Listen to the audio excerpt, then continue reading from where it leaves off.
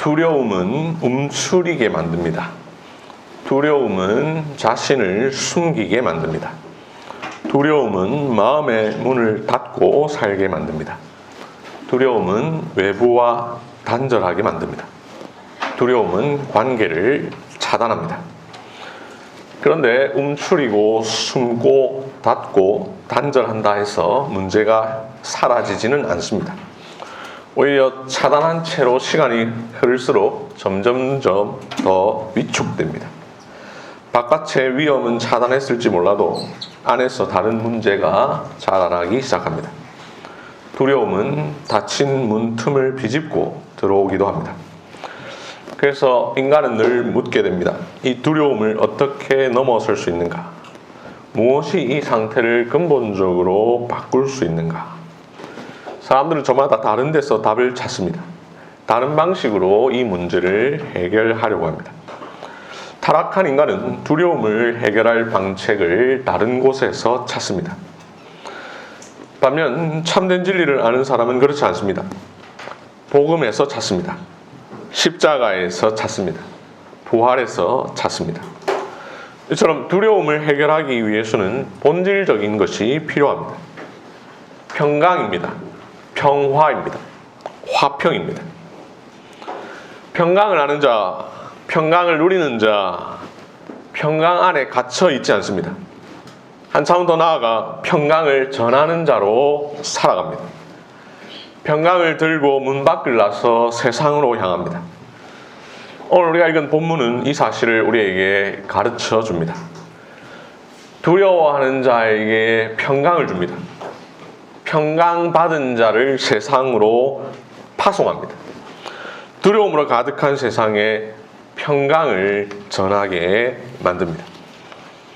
본문 1절을 보시면 안식 후 첫날 즉 주일 새벽 일찍입니다.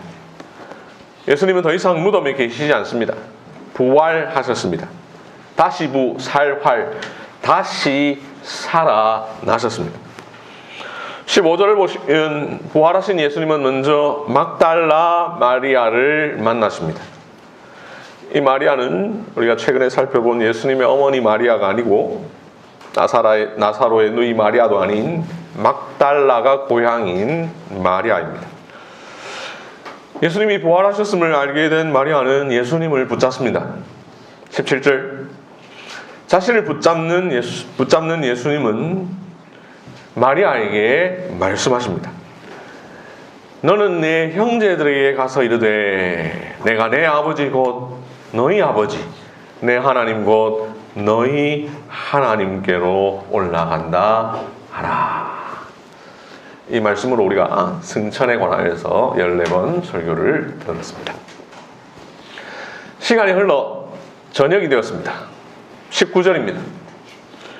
이날 곧 안식 후 첫날, 즉 주일 저녁입니다. 이제 이어서 제자들에게 나타나십니다. 부활의 아침에 막달라 마리아를 만나신 예수님께서 부활의 저녁에 제자들을 만나십니다. 예수님이 나타나시기 전에 제자들은 두려워하고 있습니다. 한 곳에 모여 있습니다. 얼마나 두려웠던지 19절 보시면 그들이 모인 곳의 문들을 다 닫았다 되어 있습니다. 우리가 가진 개역 개정은 모인 곳의 문들을 닫았더니 라고만 표현했지만 공동번역, 새번역, 현대인의 성경을 보면 문을 모두 닫아 걸어 잠그고 모여 있었다 라고 번역합니다. 제자들은 단순히 문을 닫은 것이 아니라 걸어 잠그고 있습니다. 문들이라고 했으니 모든 출입구를 완전히 봉쇄했습니다. 함께 모여 두려워하면서 문이라는 문은 다 걸어 잠그고 있는 모습, 마치 공포 영화의 한 장면 같습니다. 혹시나 문 어디론가 누군가 들어올 것을 두려워하는 모습입니다. 제자들 공포에 사로잡혀 있습니다. 무엇이 이들을 이토록 두렵게 만들었을까? 얼마 전 자기 스승이 죽었습니다. 요한복음 18장 19절에 대제사장이 예수님을 신문할 때에 예수님의 제자들에 대하여서도 물었습니다. 그러니 이제 다음 차례는 제자들, 곧 자기들입니다. 예수님의 가르침을 따르는 자들을 색출할지 모를 일입니다. 이제 자기들도 죽을지 모릅니다. 죽음까지 아니라 하더라도 적어도 핍박받을 것은 분명합니다. 오늘 본문 19절에 제자들이 유대인들을 두려워하여 라는 표현대로 유대인들이 자신들을 죽일지도 모른다는 그 두려움이 이들을 이렇게 만들었습니다. 사실 지금 제자들은 두려워해서는 안 됩니다. 예수님 살아생전에 이미 여러 번 자신의 부활에 대해 예언하셨습니다. 마태복음 16장 21절, 마태복음 17장, 마태복음 20장 예수께서 자기가 고난을 받고 죽임을 당하고 제3일에 살아나야 할 것을 제자들에게 가르쳐 주셨습니다.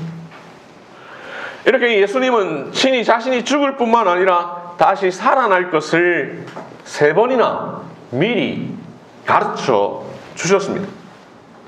그러나 제자들은 이 말씀을 전혀 기억하지 못하고 있습니다. 그뿐만 아닙니다. 오늘 본문 18절을 보시면 마리아가 제자들에게 갑니다. 내가 주를 보았다 라고 전합니다. 주께서 나에게 이렇게 말씀하셨다 라고 가르쳐 줍니다. 그러면 마리아의 말을 듣고 예전에 스승께서 하신 말씀을 기억해야 합니다. 하지만 그들은 스승의 말도 마리아의 말도 믿지 못하고 있습니다. 아직 그들의 마음에 두려움이 가득합니다. 두려움이 가득한 이 장소에 예수님이 나타나십니다. 부활하신 주님입니다. 제자들이 죽었을 것이다 생각했던 그 스승입니다. 이제야 막달라 마리아의 말이 거짓이 아니라는 것을 알게 되었습니다. 분명 제자들은 모인 곳의 문들을 다 닫았습니다. 걸어 잠갔습니다.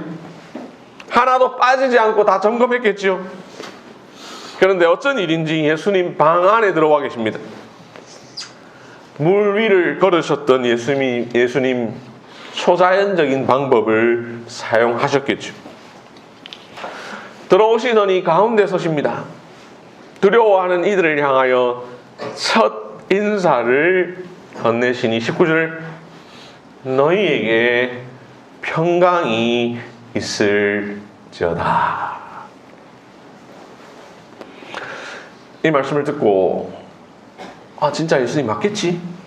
이런 생각을 가질지 모를 그들을 위하여 손과 옆구리를 보여주시죠. 20절 왜 손과 옆구리일까?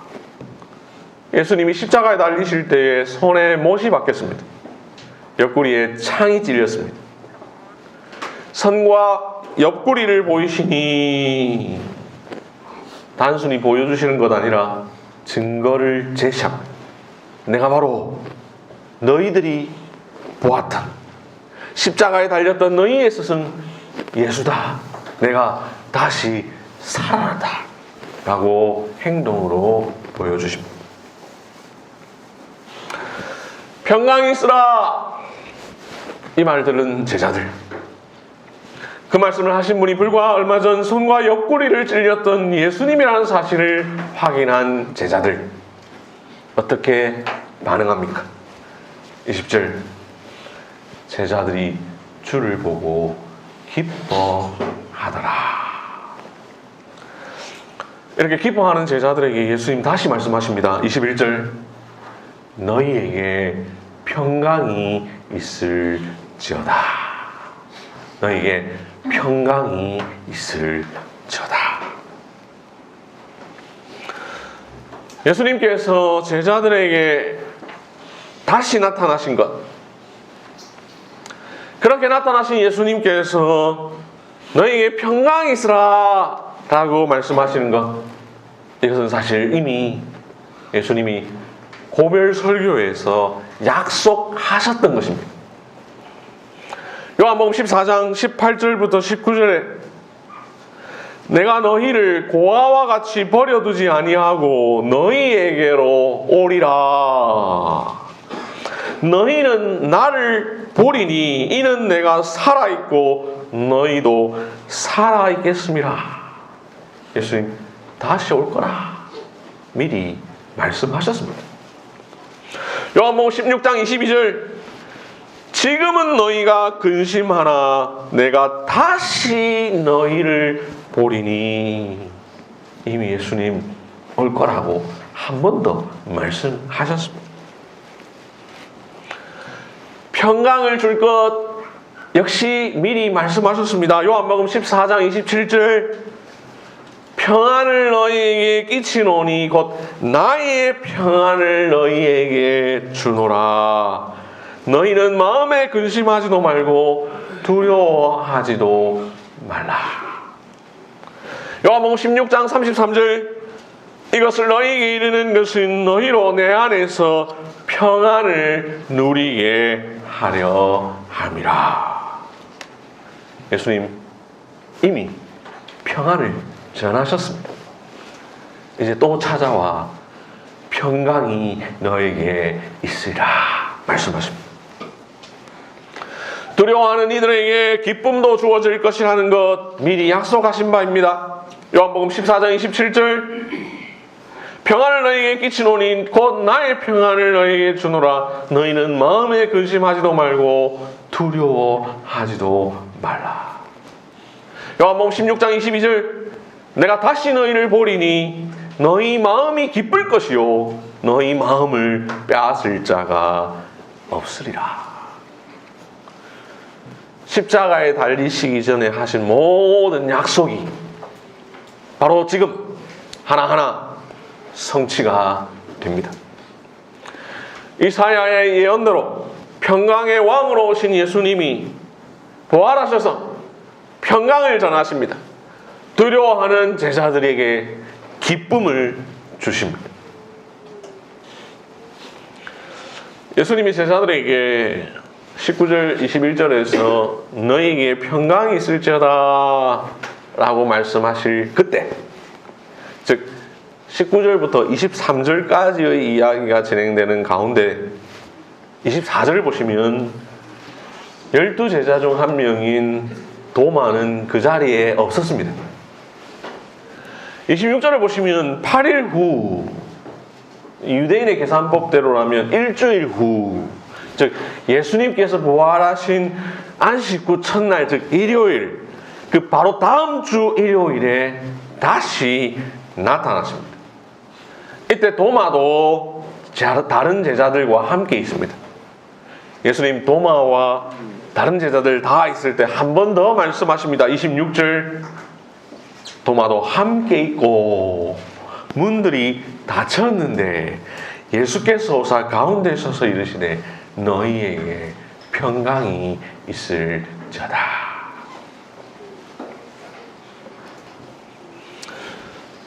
예수님이 죽으신 줄 알았을 때 제자들은 두려워했습니다. 예수님이 다시 살아나신 줄 알았을 때 제자들은 기뻐했습니다. 스승의 죽음으로 인하여 두려움이 가득한 제자들에게 예수님의 부활로 말미암아 평강이 임했습니다. 이 평강 단순한 평강이 아닙니다. 십자가에서 이루신 평강입니다. 부활로 확증된 평강입니다. 두려움을 이기는 평강입니다. 세상이 주는 것과 다른 평강입니다.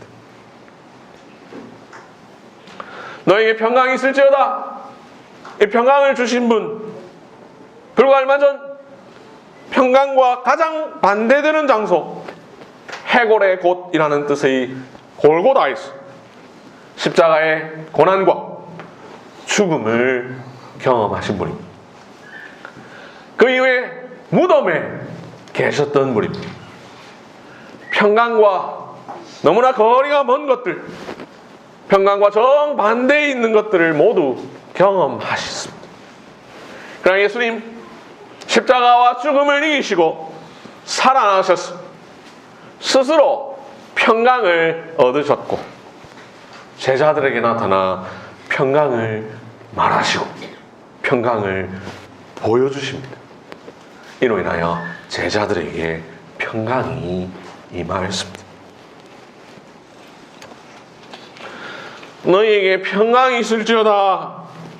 이 평강, 헬라어로 에이레네, 히브리어로 샬롬이죠. 평강, 구약 때부터 이어온 중요한 개념 샬롬입니다. 평강 즉 샬롬의 반대는 무질서와 죄와 깨어짐과 두려움과 전쟁과 같은 것입니다. 영어로 하면 케이오스, 그러니까 카오스라고 하는 것입니다. 반면 샬롬은 하나님께서 의도하신 창조 질서가 온전히 회복되는 상태를 말합니다. 죄로 인하여 깨어진 하나님과 인간의 관계가 회복되는 것을 말합니다. 이로 말미암아 사람과 사람의 관계가 회복되고 두려움이 사라지고 죽음이 힘을 잃으며 평강과 안정이 있는 상태를 샬롬이라 합니다.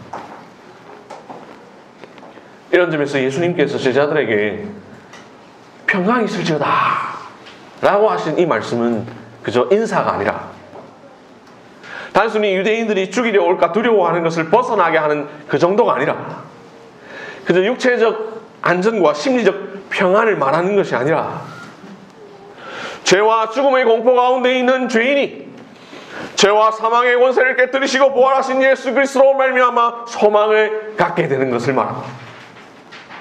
죄인이 그리스도를 믿음으로 의롭다 하심을 얻고 하나님과 화평케 됨으로 말미암아 누리게 될 근본적이고 구속사적인 평안을 선언하신 것입니다. 죽음의 공포에서 얽매여 한평생 살아가는 죄인으로 하여금 죄와 사망의 고통과 비참과 절망에서 벗어나게 해주는 참 생명의 평안을 말씀하신 것입니다. 다시 말해 사도 바울이 로마서 5장 1절에서 우리가 믿음으로 의롭다 하심을 받았으니 우리 주 예수 그리스도로 말미암아 하나님과 화평을 누리자라고 말한 그 화평, 평강, 평안, 샬롬입니다. 그렇게 예수님께서 하신 선언, 너희에게 평강이 있을지어다 이 말을 들은 제자들 20절 줄을 보고 기뻐합니다. 두려움이 기쁨으로 변하였습니다.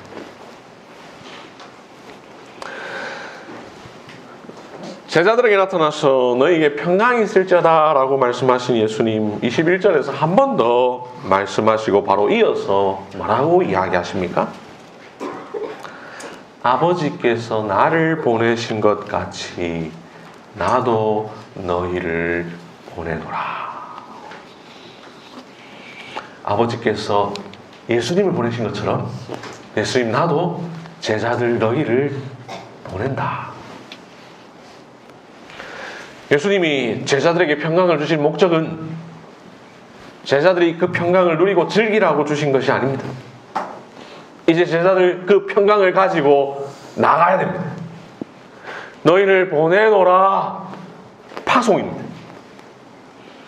첫 번째 평강은 위로와 확신을 위한 것이었다면 두 번째 평강은 파송을 위한 것입니다. 평강을 받은 자들 이제 평강을 위하여 보냄을 받습니다. 너희에게 평강이 있을지어다. 아버지께서 나를 보내신 것처럼 나도 너희를 보내노라. 제자들을 보내시겠다. 이 말씀도 역시 죽기 전에 이미 예수님 하셨던 말씀입니다.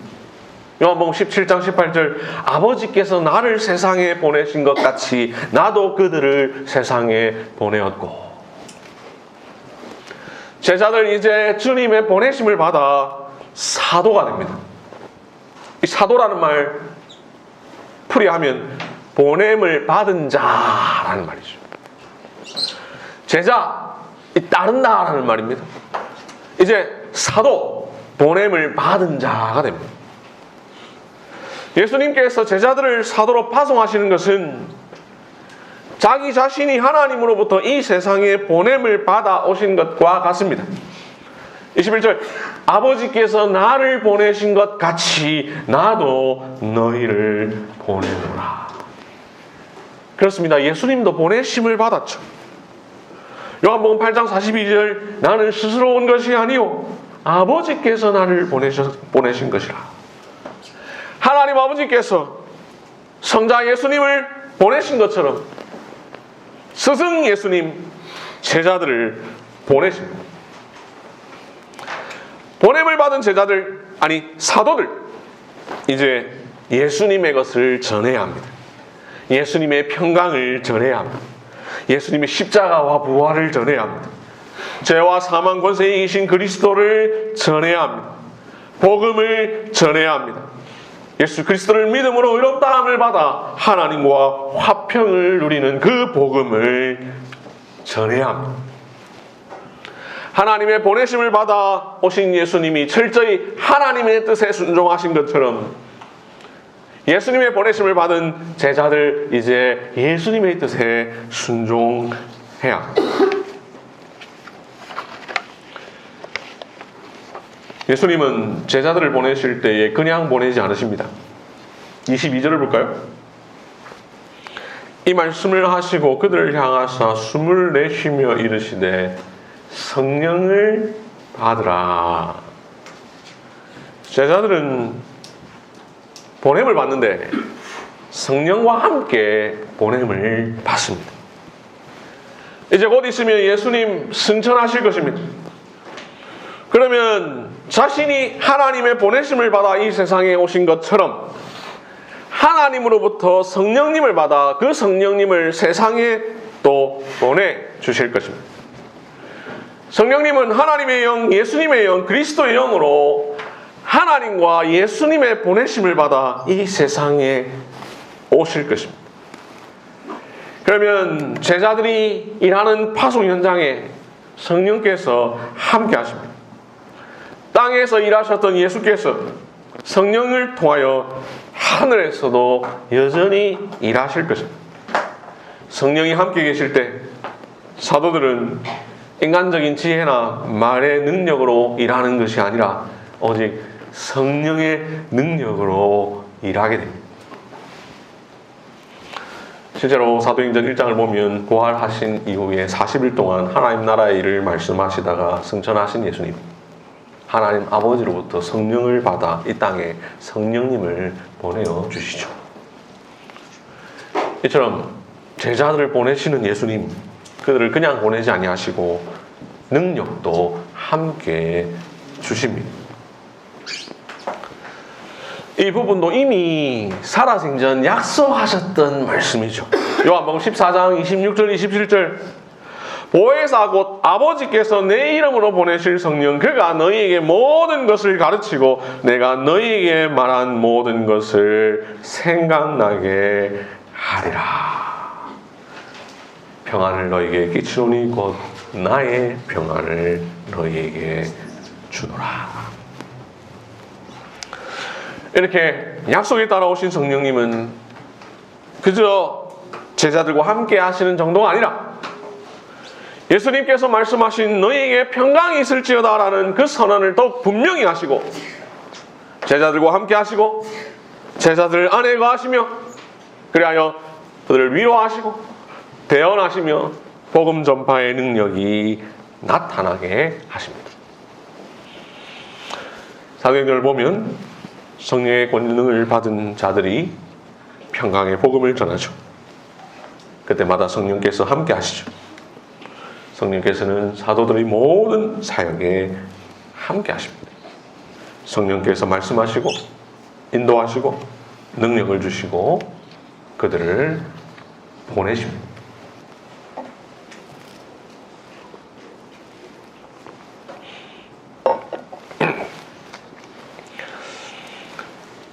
지금까지 살펴본 말씀을 요약해서 정리하면 다음과 같습니다. 부활하신 예수님께서 두려워하는 제자들에게 나타나 평강을 선포하십니다.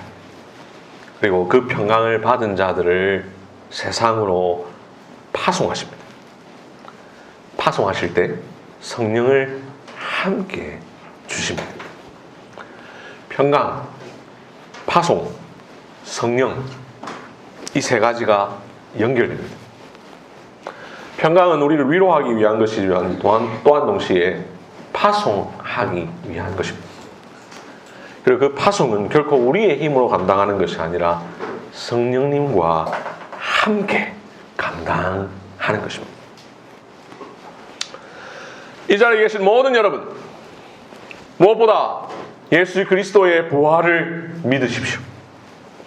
평강의 왕 예수님은 죽으셨다가 다시 살아나셨습니다. 우리의 원수 사탄은 예수님을 무덤에 영영 가두지 못하였습니다. 십자가에 달려 우리 죄를 위하여 죽으신 예수께서 죄와 사망 권세 이기시고 다시 살아나셨습니다. 부활하신 예수님은 막달라 마리아에게 나타나셨고 제자들에게 나타나셨으며 친히 살아계심을 나타내사 40일 동안 많은 사람들에게 보이시며 하나님 나라의 일을 말씀하신 후에 하늘로 올라가셨습니다. 부활하신 예수님, 승천하신 예수님을 믿으면 평강이 임합니다. 이 평강은 죄로 인하여 깨어진 하나님과 인간의 관계가 회복되는 것을 말합니다. 이로 인하여 사람과 사람의 관계가 회복되고 모든 두려움이 사라지고 죽음이 힘을 잃으며 우리의 마음의 평강과 안정이 있는 상태를 말합니다. 단순한 심리적 안정감이 아닙니다. 십자가에서 이루신 평강입니다. 부활로 나타난 평강입니다. 세상이 주는 것과 다른 평강입니다.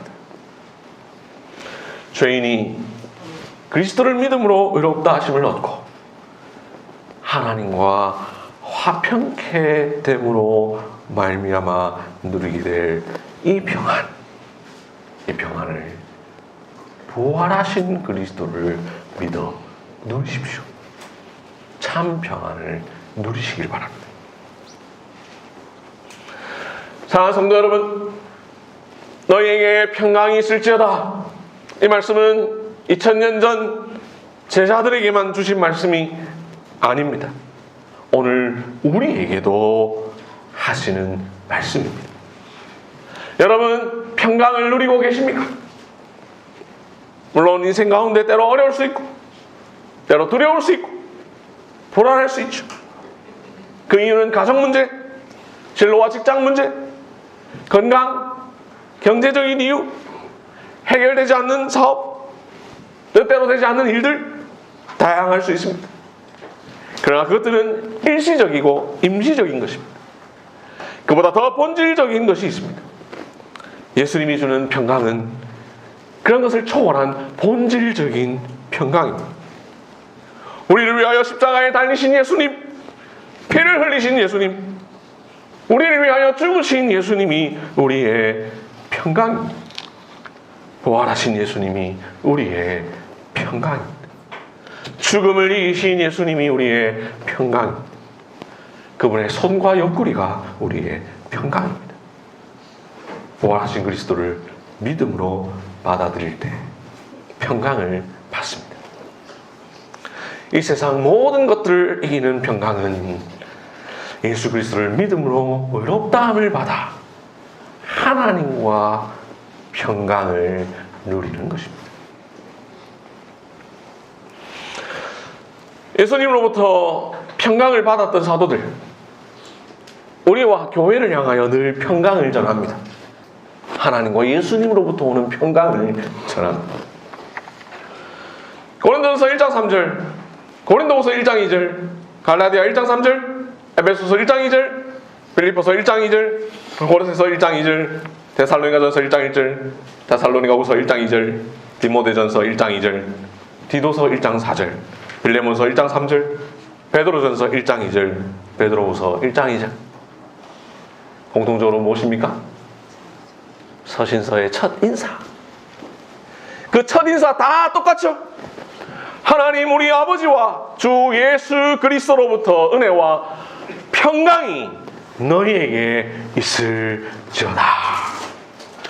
평강이 너희에게 있을지어다. 사도들은 자신의 편지 제일 첫머리에서 항상 말합니다.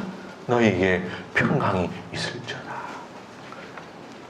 부활하신 예수님으로부터 받아 우리에게 전하는 것입니다.